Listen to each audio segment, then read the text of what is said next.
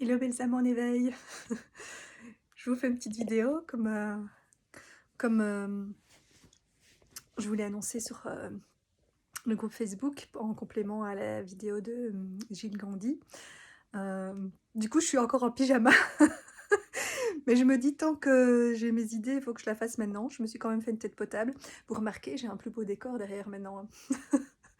Ça va être mon lieu de tournage, non, ici, et puis il y aura mon bureau quand j'aurai un matériel qui sera installé. Oui, donc je voulais vous faire mes réflexions par rapport à complémentaires par rapport à la vidéo de Gilles sur, la pénurie d'énergie.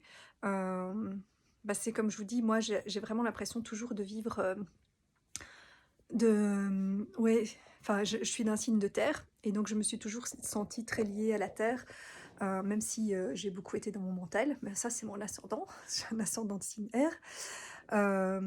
Et donc j'ai toujours l'impression de vivre en moi, donc dans mon corps qui est le féminin et donc la terre quelque part, ce qui va se passer sur terre ou ce qui est déjà en cours sur terre, enfin voilà.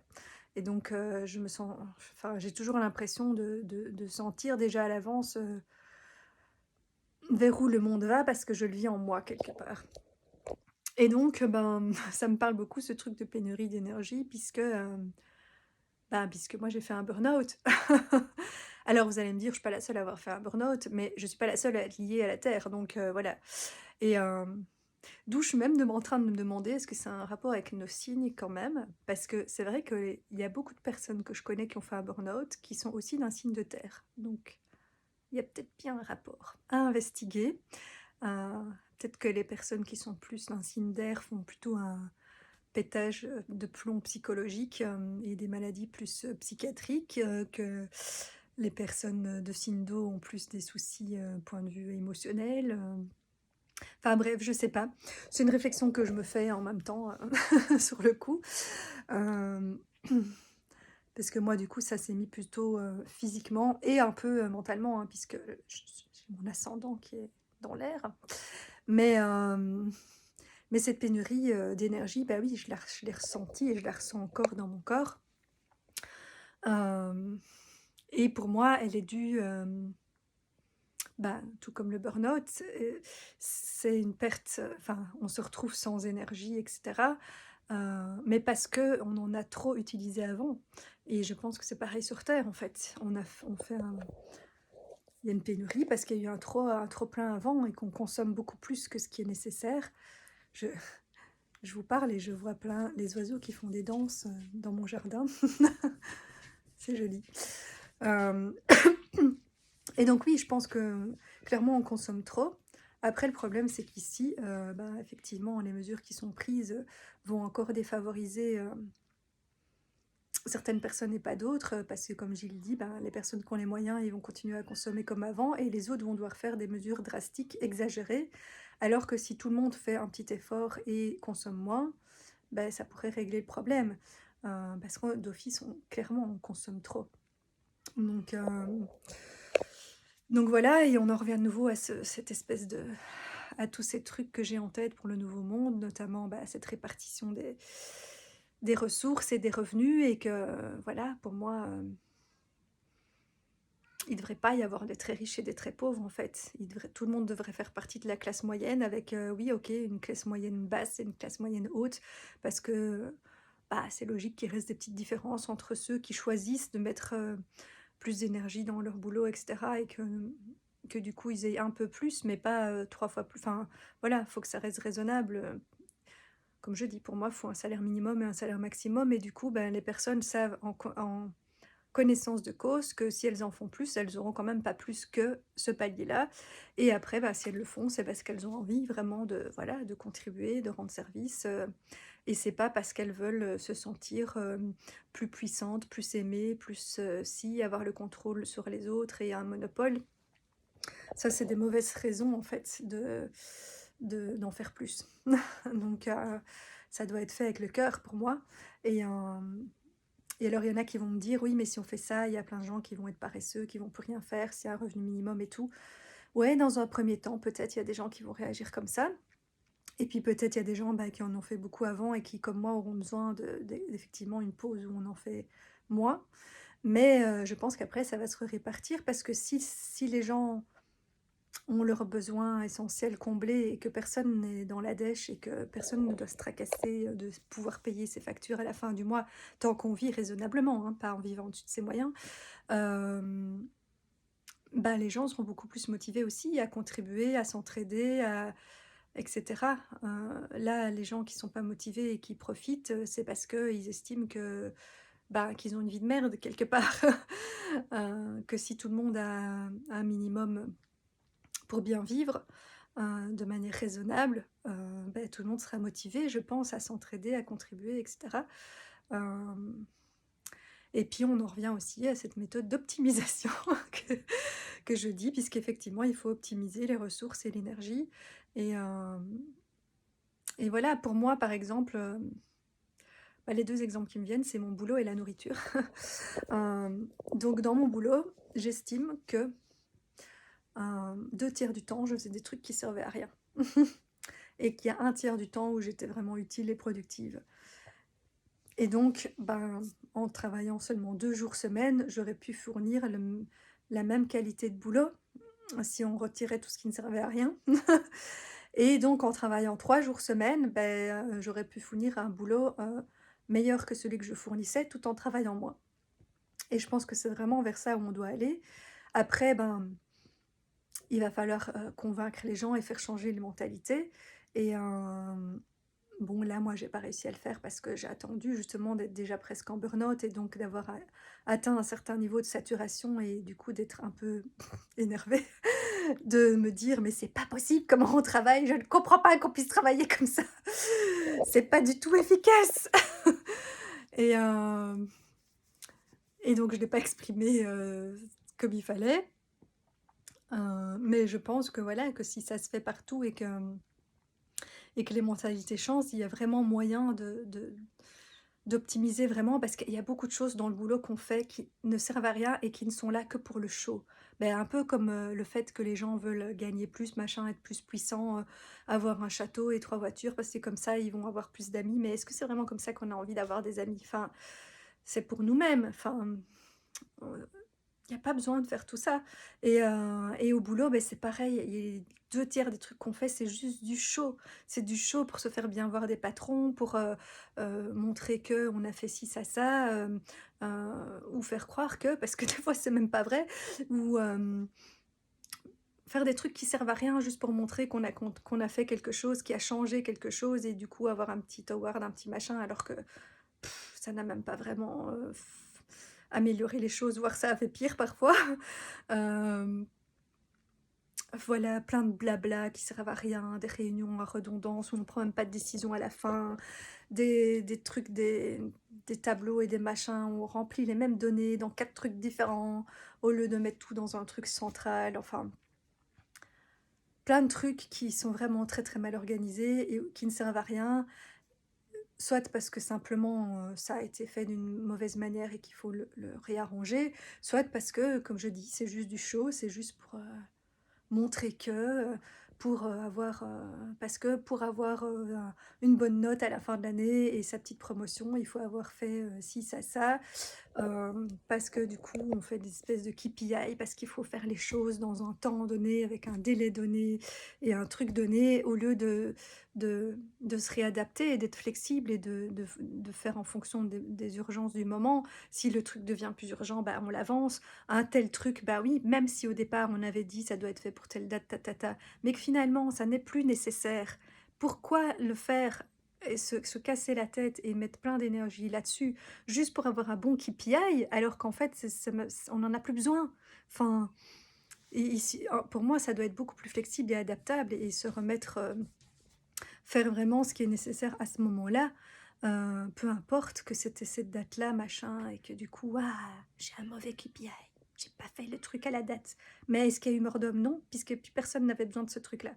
Et par contre, tel autre truc, bah, c'était beaucoup plus urgent, et donc, bah, il fallait l'avancer, quoi.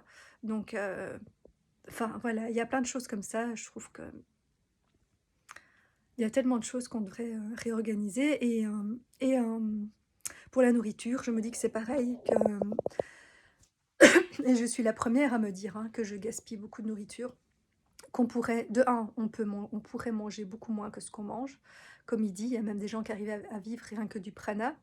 Donc voilà, c'est parce que la nourriture est un plaisir et tant mieux, ça c'est bien d'avoir des plaisirs, mais il faut pas que ce soit c'est comme pour tout, faut pas exagérer et donc on mange plus que ce qu'on a vraiment besoin. Après, c'est aussi pour combler des choses qui ne vont pas en nous. Donc si ces choses-là vont mieux, ben, on a moins besoin de combler avec ça aussi. Tout comme on a moins besoin de combler avec un château, une voiture ou je sais pas tout quoi. Enfin bref. Euh, donc voilà, après, il faut toujours trouver le juste équilibre parce que c'est bien aussi d'avoir un minimum de confort et de se créer aussi des plaisirs, mais sans exagérer.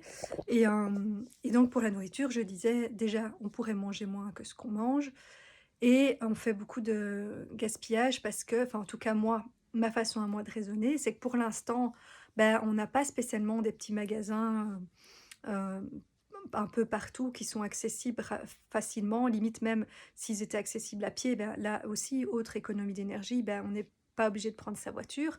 Donc, comme quand c'était avant dans les villages où tout, où voilà, on a une boulangerie, un truc, un machin, il y a tout un peu tout près, on peut tout faire à pied. Euh, Bah déjà ça, enfin voilà, même moi ça j'ai toujours fait, si c'est pour aller à la librairie au coin de la rue, je prends pas ma voiture quoi, enfin c'est stupide. Donc il y a aussi plein d'économies d'énergie qu'on peut faire par rapport au trajet, etc. Mais j'avoue que moi, par exemple, bah, les courses, avant je les faisais, les grosses courses de nourriture, je les faisais une fois par semaine. Depuis le Covid, je les fais une fois tous les 10 jours, parce que ça me faisait encore plus chier d'aller dans les magasins avec les mesures qu'ils avaient mis. Mais du coup, bah, je prenais beaucoup en une fois, et puis après, finalement, bah, il y a des trucs qui périment. Puis finalement, ah bah là, j'ai été au resto, ah bah là, il y a quelqu'un qui est passé, donc j'ai pas mangé ce que j'avais prévu, et puis là, ci, et puis là, ça, et puis finalement, bah, je jette pas mal de choses. Euh, Alors que si je pouvais aller faire rapidement mes courses tous les jours, enfin peut-être pas tous les jours ou tous les 2 jours, et prendre juste ce que j'ai besoin à ce moment-là, bah de un, s'il y a quelque chose d'accessible tout près, je suis même pas obligée de prendre ma voiture. Parce que je prends la voiture pourquoi? De un, parce que c'est loin, de deux, parce qu'il y a beaucoup de choses à porter, et donc à pied, c'est pas possible de ramener autant de choses. Mais si je prenais juste ce que j'ai besoin pour 1 ou 2 jours, et que c'était tout près, on pourrait le faire à pied aussi. Bon, sauf si il y a un énorme orage ce jour-là, bon, ok, là c'est bien d'avoir la voiture. Mais je veux dire, il y a plein de fois où on pourrait, voilà, euh, on pourrait prendre moins la voiture, ben, faire des économies et moins de gaspillage, parce que je sais, hein, moi j'ai ce défaut-là, j'ai tendance pour beaucoup de choses à, enfin, je ne le fais pas exagérément parce qu'il y en a d'autres qui ont vraiment des tocs avec ça, mais c'est vrai que j'ai toujours tendance à faire un stock quelque part et à, voilà, à prévoir pour les 10 jours qui viennent ou même à garder un peu ci et ça au cas où, ou machin. Enfin voilà. Parce que quelque part, parce qu'on craint la pénurie, on fait trop de stock. Donc, donc tout ça aussi, je pense que ça va être à revoir dans nos façons de faire et qu'il faudra ben, vivre beaucoup plus au jour le jour en fait et selon les besoins du moment puisqu'il y a des moments où il y a plus de besoins et d'autres où il y en a moins et donc ben, c'est bête d'avoir une espèce de consommation linéaire alors que des fois ce n'est pas nécessaire. Bah, tout comme nous sommes cycliques en fait. Enfin, il y a des moments où on a beaucoup d'énergie et d'autres pas et donc c'est pareil pour le boulot etc. Ben, ça devrait pouvoir être adapté aussi à, ben, les périodes où où on peut fournir beaucoup, on fournit beaucoup. Les périodes où on a besoin de plus de repos, etc., bah, on en fait un peu moins, mais on peut le faire de manière plus optimale et du coup rester efficace malgré tout. Euh, et on pourrait, oui, travailler moins et donner plus, je pense, si on le faisait mieux. En fait, comme j'ai dit, c'est une question de qualité, en fait, et pas de quantité. Et c'est vraiment ça qui est à revoir dans notre société.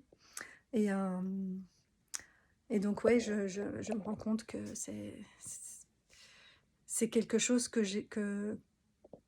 qui est une clé en moi aussi, en fait, pour sortir de ce burn-out. C'est qu'il faut que je trouve les choses qui sont qualitatives pour moi. Enfin, j'ai déjà trouvé pas mal, mais je veux dire, euh, vraiment, et nourrir ces choses-là. Et du coup, bah, pouvoir en faire moins, tout en étant nourri, voilà, que toutes les parts de moi soient nourries, tout en faisant moins et en contribuant quand même à, voilà, à la société. Et après, de nouveau, je pense que chacun peut contribuer à sa manière, parce que je pense qu'il va y avoir aussi, on va beaucoup plus fonctionner sous forme d'échange, de chacun donne comme, voilà, dans mon idée de méthode aussi, ou comme dans une société, pour moi, chacun doit être à un poste, de un, où il est compétent, ou qu'il a envie d'apprendre et qu'il a les compétences pour être formé. Enfin, les compétences, du coup, c'est pas encore des compétences, mais bon, qu'il est apte à être formé et à apprendre et motivé à ça. Euh, et, ou bien, enfin, et plutôt, que c'est quelque chose qu'il aime faire, quoi. Et donc pour moi, il faut, voilà, il faut une belle balance entre faire quelque chose qu'on aime et quelque chose pour lequel on est doué, entre guillemets, ou qu'on a appris à le faire et qu'on a les capacités de le faire quelque part, parce que tout le monde ne sait pas tout faire, hein. Et c'est tant mieux, puisque voilà, il faut de tout. Euh, et tout comme dans ce qui est de nos échanges sociaux avec les gens et la façon ben, dont on dont on s'apporte quelque chose les uns les autres et qu'on se fait grandir ou qu'on s'aide, etc. Ben, chacun donne ce qui est juste et ok pour lui en fait. Comme moi par exemple, bah, je sais que il faut pas me demander à moi à moi vraiment que ce soit une histoire de vie ou de mort. Mais je vais pas faire 100 kilomètres pour quelqu'un, non, parce que moi, ça, c'est quelque chose qui est compliqué pour moi, les trajets. Bon, ça, c'est ma popote interne à régler avec moi-même, ou qui se réglera jamais, j'en sais rien. Enfin, ça va déjà mieux qu'avant. Euh, mais voilà, pour moi, faire des trajets en voiture, c'est quelque chose qui me demande vraiment beaucoup d'efforts, alors que ça semble être quelque chose de tout à fait banal pour tout le monde et que tout le monde prend la voiture pour tout et ne se pose même pas la question, alors que moi, le premier truc quand on me propose quelque chose, c'est d'aller voir où est-ce que c'est, quelle route je vais devoir faire, combien de temps ça va me prendre, est-ce que la météo est ok. Enfin bref, moi je me fais des drôles de stress que personne ne se pose la question, alors que pour d'autres choses où les gens se stressent, je ne me stresse pas, mais c'est pas grave, chacun son truc, comme je dis. Et donc, ben voilà, moi je sais que j'ai plein d'amis qui viennent chez moi m'aider et faire des choses, et je sais qu'ils font beaucoup de kilomètres, et je leur ai déjà dit, mais moi je le ferai pas en retour, et ils m'ont dit, mais c'est pas grave, tu nous apportes d'autres choses, et donc nous, il n'y a pas de souci, on vient, on fait les kilomètres, et effectivement, moi j'apporte d'autres choses, et par contre, moi, je peux écouter pendant 3 heures quelqu'un parler, tout comme je peux parler 3 heures aussi, mais je peux aussi, voilà, être là pour les gens qui ont besoin de parler, bah, leur partager plein de réflexions, et puis même avec mon énergie, je sais que j'aide à, bah, voilà, parce que je suis souriante et apparemment j'apporte quand même de la joie aux gens, j'apporte une certaine paix, parce que je calme les gens et les endroits où je vais, j'apporte une espèce d'énergie, d'harmonie entre les personnes aussi. Enfin, il y a plein de choses comme ça auxquelles je contribue. Et c'est aussi pour ça que je sais que je me sens appelée à aller à plein d'endroits et de trucs. Et chaque fois, je me dis, bon, je vais en faire moins, j'ai plus besoin de faire tous ces trucs-là. Mais je ne sais même pas pour moi que je le fais des fois. C'est parce que je sens que je dois être là. Donc, euh, donc voilà. Mais, euh, Mais voilà, je pense que chacun, dans ses spécificités, on peut contribuer à la société, chacun de sa manière, plus en étant, plus en faisant, plus en contribuant, que ce soit, enfin voilà, de plein de manières différentes en fait, de la plus simple à la plus compliquée. Enfin, tout le monde peut apporter quelque chose aux autres. Il suffit juste de trouver justement ce qu'on a à offrir et et voilà, et que chacun soit à sa place en fait. C'est ça aussi, que chacun prenne sa place et soit à sa place et joue son rôle. Tout comme il y a des gens qui sont plus faits pour être leaders et d'autres qui sont plus faits pour être des exécuteurs. Et ça leur va très bien comme ça parce que c'est ça qu'ils aiment et qu'ils ont besoin qu'on leur explique les choses et comment faire. Et puis d'autres, eux, aiment bien innover ou prendre le lead, etc. Et en fait, il n'y a pas à se battre pour ça. Simplement, ça doit se faire naturellement, comme dans la nature ou entre les animaux. Chacun prend sa place, en fait. Et il n'y a pas une place qui est meilleure que l'autre. C'est juste en fonction de sa nature, justement. De sa nature et de ce qu'on est venu faire, quoi. Donc, et, et voilà. Et donc, moi, je pense pas qu'il y a besoin de diminuer la population de 10 millions à 1 million. Je pense quand même qu'elle va devoir diminuer un peu, mais que ça va se faire de nouveau naturellement en fait. Déjà, je pense qu'il y a moins dans... Ben, les gens... Je me rends compte quand même hein, qu'il y a beaucoup de gens qui n'ont pas d'enfants, dont moi. Et donc je pense quand même qu'il y a moins que la population augmente moins vite qu'avant.